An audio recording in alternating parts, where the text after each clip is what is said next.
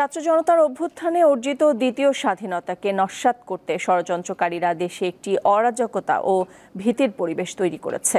তবে এটাকে দমন করা হবে। প্রধান উপদেষ্টা হিসেবে অন্তর্বর্তীকালীন সরকারের শপথ নিয়ে জাতির উদ্দেশ্যে দেয়া ভাষণে এমনটাই জানিয়েছেন ডক্টর মোহাম্মদ ইউনূস। ছাত্র জনতার অভ্যুত্থানে আমাদের দ্বিতীয় স্বাধীনতা অর্জন উৎসবের মুহূর্তে এই স্বাধীনতাকে নস্যাৎ করার জন্য ষড়যন্ত্রকারীরা দেশে একটা অরাজকতার ও ভীতির পরিবেশ সৃষ্টি করেছে। অরাজকতা আমাদের শত্রু, একে দ্রুত পরাজিত করতে হবে। এই মুহূর্তে সরকারের প্রথম কর্তব্য হিসেবে আমরা এই ষড়যন্ত্রকারীদের কঠিন হাতে দমন করব। স্বাধীনতার মুক্ত বাতাস যেন প্রত্যেকে বুক ভরে নিতে পারে, এই নিশ্চয়তা দানেই আমাদের সরকারের প্রথম পরিস্থিতি। এই ব্যাপারে দেশবাসীর সহযোগিতা কামনা করছি।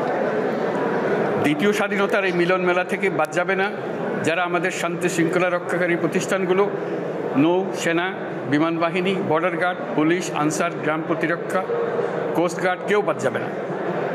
অন্য সবার মতো তাদের প্রত্যেক সদস্য আজ উপরওয়ালার আইন বহির্ভূত জবরদস্তিমূলক হুকুম থেকে মুক্ত।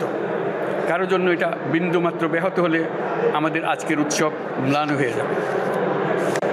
প্রচণ্ড নিষ্ঠুর পতিত স্বৈরাচারী সরকার এসব প্রতিষ্ঠানকে দিয়ে ক্ষমতা কুক্ষিগত করে রেখেছিল। আমরা তার এই প্রচেষ্টা ব্যর্থ করে প্রতিষ্ঠানগুলোর হারানো গৌরব ফিরিয়ে আনব। এই ঘৃণ্য চেষ্টায় ব্যবহৃত হয়ে যারা অপরাধ সংগঠিত করেছে তাদেরকে আইনানুগ বিচারের মাধ্যমে শীঘ্রই উপযুক্ত শাস্তি দেওয়া হবে।